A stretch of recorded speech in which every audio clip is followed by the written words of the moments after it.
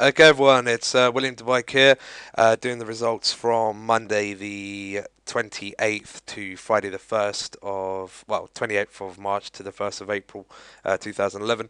This is the third time of me recording this video, so hopefully this will work. First time I had no picture, then the second time I had no sound. So hopefully this time we'll hit the nail on the head. So anyway, this week we had a total of 5 trades. So we'll jump straight into them now and see how we got on. On Monday we didn't have a single trade, so the first trades that we got through were on Tuesday the 29th. So the first trade we had was on the Euro Yen. Now the trade we had on the Euro Yen, we didn't actually end up closing until the 31st. So we're in that trade for a good couple of days. Trade, as we can see here, got triggered in here, eventually moved all the way up. Market actually continued to move up afterwards, but we decided we'd have enough at that point. So we've got this trade. Now the trade itself actually worked out extremely well. Risk reward ratio wise, this is 1 to 6, I believe. So say you risk 1%, you'd have made about 6% off the back of that. So it worked out very, very, very well indeed. We're very happy with that trade. Yeah, and simple as that really. We didn't even really take much of a drawdown on this, just pretty much moved straight up and continue to do so for the next couple of days. So yeah, once again, we're pretty happy with that one. Next trade that we had was on the pound yen. Which you can see here. Now this trade we were actually looking for a sell. We did actually end up closing this trade early, as you can see here. Initially the stop loss on this trade was about 100 pips. We did actually end up closing the trade early for around 35, 36 pips, something like that. So once again, had we stayed in that trade, we would have taken a full loss. But say you risked, whatever you risked, I don't know, 1%, you would have only actually ended up losing sort of point 0.3, point 0.4 from that trade. So, definitely a good idea to move that one. So on Tuesday we had them 2 trades. So Euro Yen closed a couple of days later. The Pan Yen was sort of in and out on the same day, but only a very, very, very, very small loss on that one. Next, a lot of trades are all positive, luckily. The next one we had was on the 30th, which was a trade on the Aussie. And we actually ended up taking profit on that one, as you can see here. Once again, decent risk reward ratios. All of these trades have been. And this one just flew straight up to target. Well, it took a little while, but we got to target eventually on there. Actually ended up closing that trade out on the 1st, so that trade ended up closing on Friday after being triggered in on the 30th. Next trade that we had was on the New Zealand dollar. This actually got triggered in and out on the exact same day.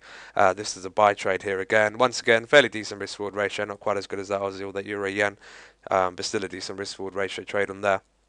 That came all the way up, and we ended up taking profit on that one as well. Which obviously we're pretty happy with. The last trade that we had was on the 31st, which I believe was Thursday. Yeah, Thursday. That was a trade on the cable.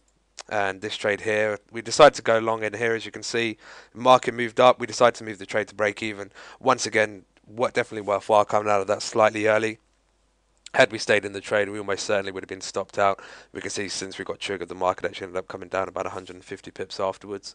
So yeah, definitely glad that we came out of that trade.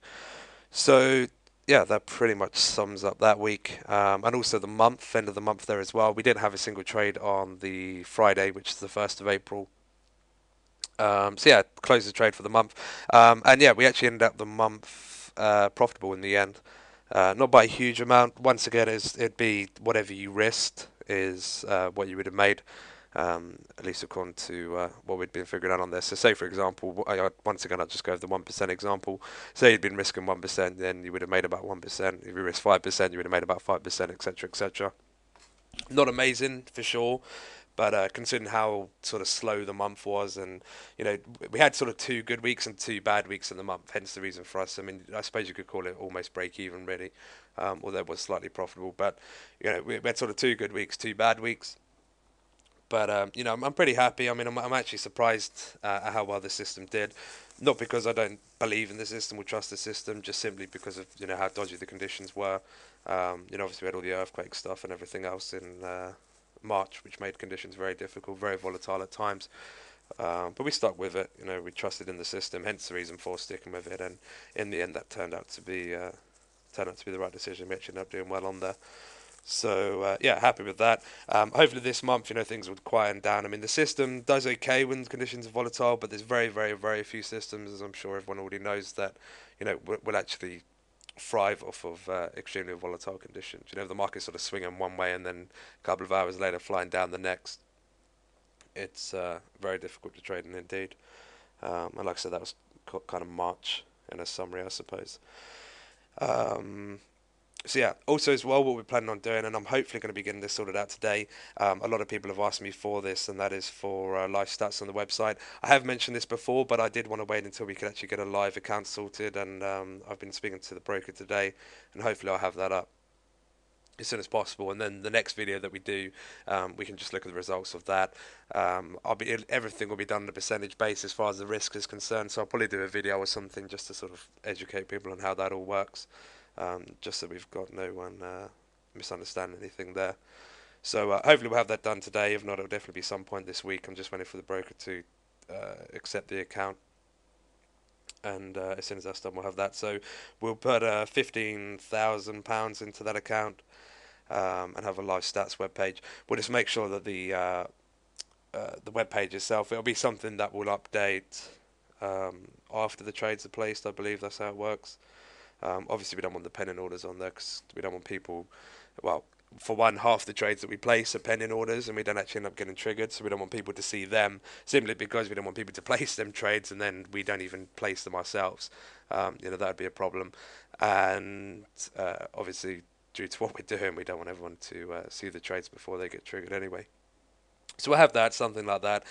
Maybe we'll continue with the daily emails, which I managed to do properly last week after the week before being pretty bad.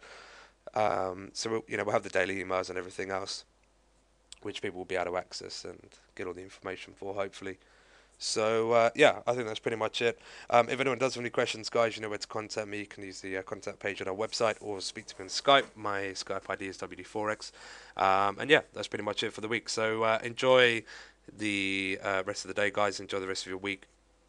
And should anyone have any questions, please feel free to contact me, and I'll be more than happy to help. So yeah, until then, take care, and I'll speak to you all soon.